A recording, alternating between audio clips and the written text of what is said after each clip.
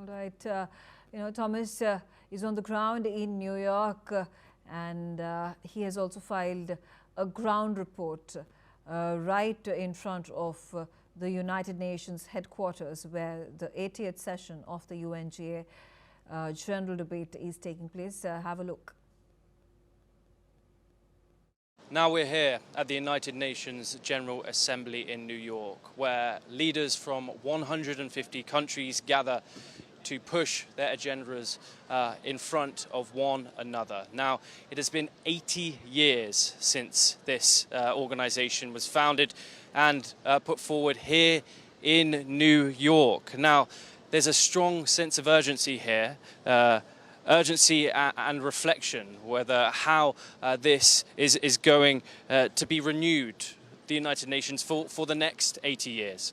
Now, many leaders have already been critical of this organization, one being President Donald Trump and one being President Zelensky, saying that this organization cannot and does not go far enough in this day and age. It was, after all, founded by those victorious powers of World War II 80 years ago. Now, what has already happened in this year's session? It was, of course, opened by Brazil, the traditional opener, with a huge speech by Lula da Silva, which pushed the climate agenda and slammed US President Donald Trump and his tariff policies. And also, of course, a huge talking point here, Israel's war in Gaza, debatably, critically calling it a genocide. Hugely, and then going after the Ukraine war as well.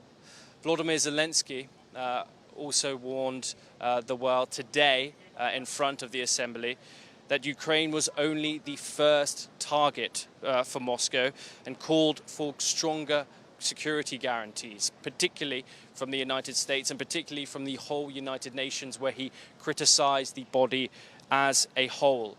Another huge and notable guest to the United Nations and speaking in front of the Assembly today was Ahmed al-Shara, a man who would not have been here 1 year ago after Bashar al-Assad's regime fell in December of 2024.